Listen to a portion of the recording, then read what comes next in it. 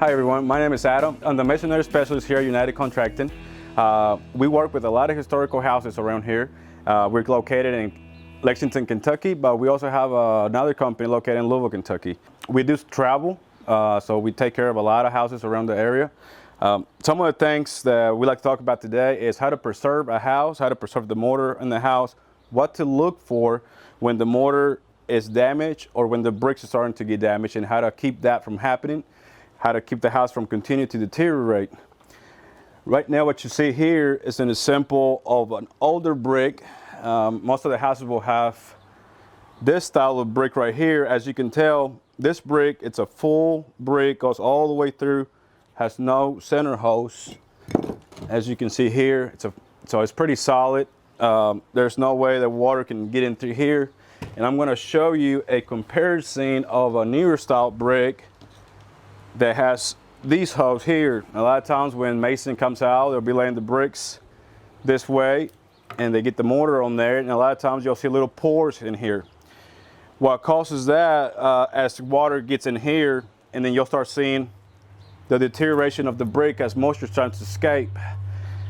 This is regarding a bad mixture of mortar. We'll show you on a historical house, you would want to have a mortar type O, and it's a very soft mortar compared to a type S mortar or a type N mortar. The mortar O, it's a lot softer. So we like to do a 3-to-1 ratio mix, and what I mean by that is 3 scoops of sand, 1 scoop of type O mortar, and we'll do 1 scoop of lime in the mix, so it keeps it really soft. The reason why is that these bricks are pretty soft. They can crack really easy. So if you have a mason come out to your house and they want to tuck point your wall, they would have to be aware that the mixture of mortar would have to have lime in it. Lime softens up the mortar. That's what the lime does, and it keeps this brick from cracking. So if you are in the market for a historical house, or maybe you own a historical house and you see something like this happening. So if we was to look at this and I come to somebody's house and I see that the mortar joint is missing mortar, something like this, where the mortar has scrambled out, and your question might be, am I in good shape, or should I have this looked at and see if there's a problem going on? So when I come out to a house and I do an inspection on a historical house, when I see mortar that's missing on the mortar joints, when I'll take a look at it, I'll make sure that this mortar is still pretty soft, which means it's original to the house. And an easy way to tell is, you'll see if I take this and just kind of scramble it, it starts to deteriorate. So that means that this mortar is original to the house. A historical house should be tuck pointed or inspected at least every 100 years. It's kind of a, it depends on your area. You could live in an area you get a lot of moisture. One of the walls continually stays wet or damp. So you would want to have that looked at. If you see any mortar missing, such as like this in the mortar joint where you can't see the mortar kind of crumbling apart. So this wall right here, we did a small example of what the mortar joints kind of should look like.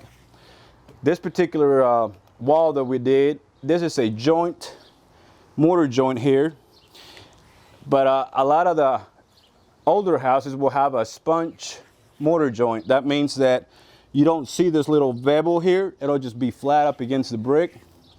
So that's the difference on the joints, and every house is a little different. You'll see some of the historical houses will have a very small joint, and normally when you have that very small joint, we'll see a brick that looks something like this, where the brick is pretty smooth. And I do have another brick sample, and it's this one's a little dirty, but you'll see these bricks are more square compared to these other bricks here. So that's another sample. So you'll see these two bricks. A lot of the houses will run this brick or this brick. You'll see a smaller mortar joint here. You'll see a bigger mortar joint here. These bricks vary in sizes. And these bricks stay right about 8 inches, and the mortar joints normally is with about 1/8. Compared to this brick here, mortar joints can run from 1/2 of an inch all the way up to 1 inch right here. So that's the two difference. And then when tuck pointing a wall like this, whoever's tuck pointing has to be pretty patient. As you get mortar on these bricks, they absorb the mortar, and it takes a lot of work to wash them out. So when you're tuck pointing a wall, you want to get somebody that's patient and that's previously done it before. As you get mortar on these bricks, it's hard to get off because these bricks will absorb the mortar, and you'll have a white film stay on it. After a while, it's really hard to take it off. And if you, I'm going to show you a small presentation on how we grind out the mortar joints, how we fill them back in. We'll do a very small section. I'm going to have one of our workers, Julio. He's our supervisor that's out in the field when we have a job. He's in charge to make sure everything runs smooth. And so he'll be showing you guys kind of how we grind it out and how do we tuck point a wall when the mortar joints need to be retucked. Here at United, when we approach a job, first thing we do is make sure the safety it's in line. We'll start with face mask, M3 preferably with 2 filters, safety glasses, helmet, and then we will set up, depending on the area, we'll set up our safety perimeter. So we'll set up the scaffolding, some cushion tape, just so we are all safe as we get started on the project.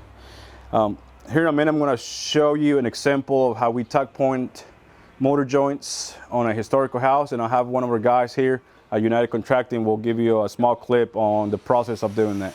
As Julio is grinding this wall out, you notice he goes back and forward in a motion. And the reason why is you do not want to have the grinder blade in the mortar joint too deep, because it'll kick back on you. This can cause harm to yourself, or it can jump and hit you somewhere in the face or anything like that. So you want to go back and forward, creating it deeper as you go, and put a lot lighter pressure every time as you go deeper into the mortar joint. Once the safety rail of the grinder has reached very close to the inside of the mortar joint, that's where you want to stop. So depending on your mortar joint size, you would want to choose your grinding blade. It has to be a diamond blade. And this particular blade right here, if the mortar joint's a little bit wider than 1/8, it's got 2 blades here, and these are better to use when the mortar joint's a little bit wider. If you had a mortar joint that was a little bit thinner, you would want to switch this blade out for a 1 blade. And the reason why is a 2 blade will grind out more surfaces than a single blade, and then a single blade can go in some of these mortar joints that are really thin, and so it's a big difference on the blade that you want to choose.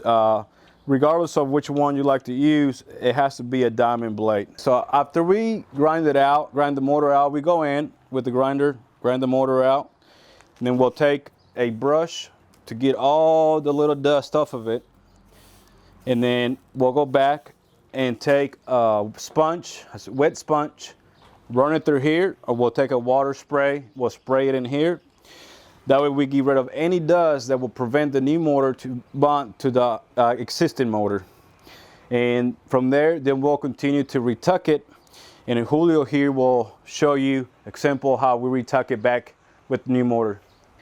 So we're getting ready to mix our mortar the proper way for a historical house, what the mixture ratio should be. We're going to use this sand for an example. We like to use a whiter sand. I really like the Ohio River sand. It's a lighter sand that matches more of that white mortar that's on the historical houses. For the example that we're going to mix here, we're just going to use this sand that we have available today. So what we do, if we were to pretend that my hand was a shovel, we would want to do 3 scoops of sand, 1 scoop of our type alt mortar, and then we would do 1 scoop of lime. And we would repeat that as many times as we need to for the amount of mortar that we need. We have 2 different ways of tuck pointing the walls depending on the size of the motor joint. For example, if your motor joint is within 1/8, we would go in there, we would have our motor here on our trowel, and we would scoot into the motor joint. If the motor joints use a bit bigger and they have a different style brake with a larger motor joint, we would use a grout bag, something like this right here. Get the motor in here, and then we would go in there, do a little knot like this, and we would squish it out right along the joint to fill it in. Julio here will mix up a little bit of it, and he'll give you a demonstration on how to tuck it and the way he does it.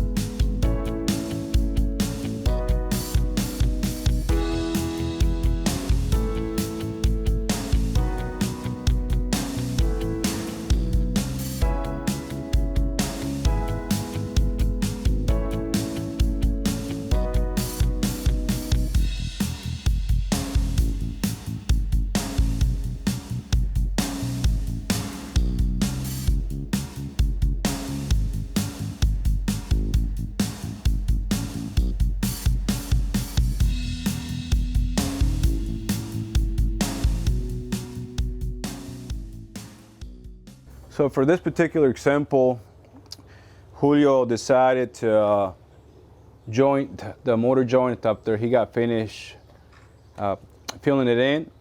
On some of the historical houses, if the motor joint is flush with the brick, we like to run a wet sponge through it and kind of get the motor in there, and we'll wipe it off 2 to 3 times to where you get that sand to start kind of coming out. It gives it a little bit of a different texture to it. When you join it, it's sort of a more whitish. When you sponge it, it leaves exposed more a lot of the sand, so it can darken up the motor joint a little bit. So that's the only difference between when you join it and when it's sponge. You'll have different results. The joiner leaves a little dent in the joint here on the motor joint, compared to the sponge would be a flat joint all the way through, with a lot more sand showing. Another thing we do, we also tuck point. We don't have it set up right now to show you guys, but we do some tuck pointing on foundations that are built out of stone. Fortunately, we don't have that right now, but what we do in that case, we come out. First thing we like to do is, a lot of the times, we'll clean it out, we'll sweep it out. We'll use a similar brush to this. And we do not like to go in there and pressure wash anything, just because this brick is really soft. And a lot of the times the lime will just start to deteriorate and you'll leave pressure wash marks on this brick. So we don't like to use a pressure washer at all to clean them out. What we do is we'll do a soft scrub with one of these bristle brushes, preferably these wooden ones. They tend to work better and they're a lot softer on the brick. And we don't use any acid or anything like that on the historical houses, just because a lot of the times the acid will damage the motor, and that's the last thing we want to do. So a lot of times it's just hard scrubbing and nothing but water, and we come out and we'll clean this off one day after it's been laid. Normally it takes about, a lot of the motor, if it's a sunny day, good temperature, it takes about roughly 24 hours to cure. If we come in and we're washing and we notice it's not cured all the way, we'll stop, we'll come back the next day and we'll do the final wash. We also, if we work in a climate where the winter's approaching and it's starting to get colder, if we know that we're rebuilding or we're tuck pointing your house, we will not tuck point it on any temperature where it gets below freezing, and that's somewhere around the 30-degree mark, 40-degree mark. So we would rather wait for a nice temperature. The reason why we don't do it during the winter is because when you mix the mortar without using an additive in the mortar, when it hardens, it creates, if the temperature was to drop, you'll have little balls of ice, of water, that would be in this mortar. And that once the ice unthaws, it creates little gaps, and a lot of the times it can also not cure properly, and it would cause it to crack. And so we had a lot of, there's been a lot of problems with that, so we don't take the chances of that here at United Contracting. We'd rather come in, get you set up, work on a nice weather, nice temperature. And as far as the stonework, we do not, there's types of cements that you do not want somebody using at your property if you have an older brick. And that would be, you don't want to see somebody using a type S mortar. This mortar right here is meant to be used on block or stone. So you do not want to see that. Even if you own a newer house with a newer style brick, you don't want to see somebody using that on tuck pointing your house with it. The mortar will never bond to a brick, so it's meant to be for block and stone only. Another thing that some of you might wonder is, when we come out, what do we do to preserve the wall if the wall's in good condition, but you're trying to keep it that way? What things can you do? So what we recommend is, if your mortar joints look something like this, where they're all in good shape, we like to use this product right here. It is a water repellent solvent base. It's very different when somebody comes out and says a sealer. Sealer leaves a film on the wall, and a lot of times that film hardens and will not let moisture escape. So you'll trap all this moisture in, and when that moisture is trying to escape on a hot day, it'll start blowing out your bricks because it's the softest spot that it can find to get out. This product right here lets a wall breathe out, but it keeps the water from penetrating. So if you was to get water behind somewhere where this wall might have a crack, it's not going to deteriorate any of the bricks. It's just going to let that moisture escape right through the mortar joints. That's the reason why in a good mixture of mortar, the mortar should always be softer than the brick. If the mortar's way too hard or over hardens, a lot of the times you'll see spalling on the bricks because the mortar is too hard and it's not doing its job at letting water escape through the mortar joint. Another thing that you might see while owning a historical house is you might encounter some stare down cracks, where there's a crack that follows the mortar joint down like this. In some cases, it's just a stress crack from movement of the house throughout the years. It doesn't necessarily mean that you have a foundation problem. A lot of times we can come in and tuck point those cracks, and it's just moving through the years. If you see a crack that's through this mortar joint and it goes straight through your bricks here, a lot of times it's because the mortar joint was hardened in one spot, so that crack couldn't continue its walking around that crack as it should be. So if you see the crack came through your brick and straight down, that's because the mortar is a little bit too hard, so the stress crack went straight down instead of walking along the mortar joint here. But a lot of times we can come in, tuck point those areas, as long as the mortar joint crack is not within about 1/2 inch. Once it gets to the 1/2 inch crack, if you see a lot of expand between the cracks, more than 1/2 inch, we tend to get concerned there because there's plenty of movement going on, and that can lead to something settling. Could also cause the wall to collapse. So we would want to have an engineer take a look at it first and be inspected, make sure the footer or anything else has not cracked, making that wall move that much. When we come out, if I see a crack that's within 1 inch, a lot of times we like to take that wall down to the footer to see what the footer's doing, if the footer's cracked. A lot of times it could be visual, a lot of times it's not. So a lot of times when we talk to a client and we see a 1/2 inch crack going straight down their wall, we like to say, hey, we need to take this wall down all the way to the bottom. It doesn't mean if you have a wall within 20 feet, we don't have to take the whole wall down. What we like to do is we like to stair step the brick. So we come in, we'll remove this brick, we'll remove the following brick and the brick below it, and we can tooth it out. That's why we call it tooth it out. And by that, I mean leaving this one, taking this one out, leaving that one, taking this one out, and it creates the toothing. That's what we call toothing on brick. So we can remove this wall that was pulling away by still conserving this wall, which saves you on the cost of tearing the entire wall down. The good thing about reclaimed brick on these historical houses is the fact that we can come in, and a lot of times we can clean this brick right up and reuse the same brick original to the house. It does take a little bit of more time and labor consuming, but you're having to use the original materials. And worst case scenario that we run into is when somebody's missing a section of the wall and bricks are nowhere to be found. We like to reach out to the brick yards, and we call this a reclaimed brick. A lot of the brick yards will keep it, they'll sell it. It's a little bit more expensive because somebody took the time to clean them out and resell them back to the brick yard. So they're a little bit higher than your regular newer style brick, but they're well worth it. When we buy bricks from a brick yard, or masons here will inspect the brick before installing it. A lot of times we do run into some bad bricks.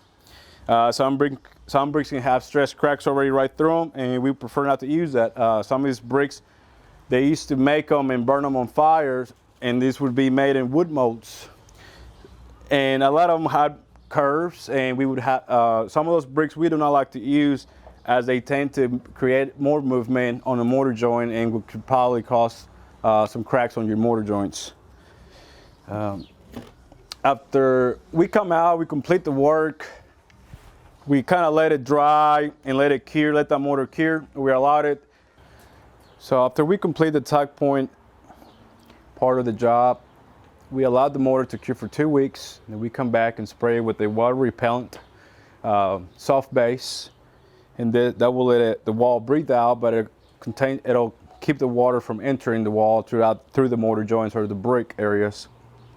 I'm going to show you a little bit of the differences between the bricks that we use when rebuilding a historical house or a wall, and the difference between the newer style brick compared to what you have on your historical house.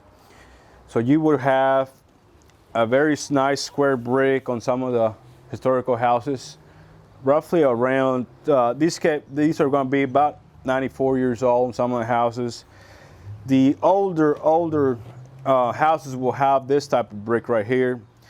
These were made in wood molds, so they're all going to vary in sizes and shapes. They're all very unique to, each one is pretty unique to its own self and own wood mold. As you can tell, they're all a little bit different. And here's the difference between the newer style bricks are about 7 and an eighth to 7 1/4. The older style bricks are roughly 8 inches. So you can see the difference on them. It's quite a bit. So a lot of the times when a customer says, "Can you come and patch my wall?" and I always tell them, yes, but we cannot use newer style brick. I'll have to search and see if I can find a very closest matching brick that's reclaimed that somebody might have. So it takes a little bit of time to find the right brick for just a small repair sometimes. On the newer style bricks, you'll notice it has all these holes here. A lot of times when in a case where the wall gets moisture behind it, gets water behind it, you'll start seeing deterioration that looks like this. We call that spalding on the brick.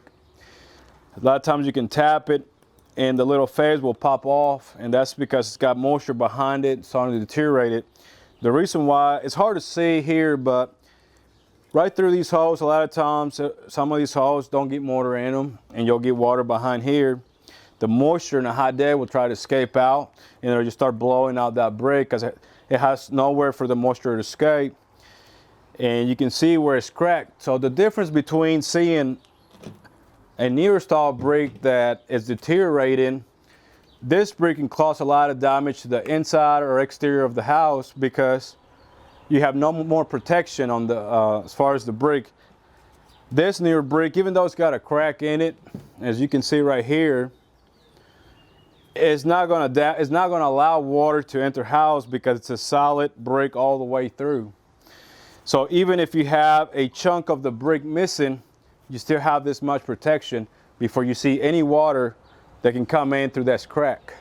Compared to the new style bricks, this crack right here goes straight through the inside of the brick, and then this brick is going to lead on down, and you'll have a lot more bricks starting to deteriorate as that moisture will try to escape. There have been some cases where we can't find a closest matching brick to a historical house. In this case, we always refer back to a newer style paver. This paver is very similar to what a brick on a historical house will look. These are called tumble. They have the edges here, the corners and stuff are kind of bended to give you that old style look to it. So we always refer back to this paver as being one that we used before, and it matches really well to the older style bricks.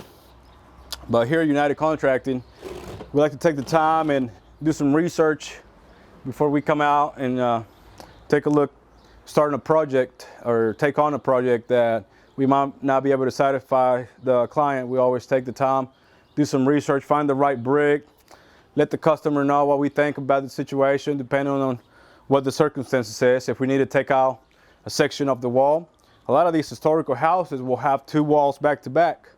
Newer houses only have one wall, and you'll have your sheeting and your plywood right behind it. An older house, 90-year, 100-year-old house, they would build two walls right next to each other. And a lot of times the wall that was on the inside will be holding your trusses, will be holding the roof part of your house. So those walls will start to move, shift, they'll start to curve. A lot of times if a wall is bowing too far out, we like to come in and support the roof and just completely rebuild the wall, because tuck pointing when a wall is starting to bow, it's not going to help it.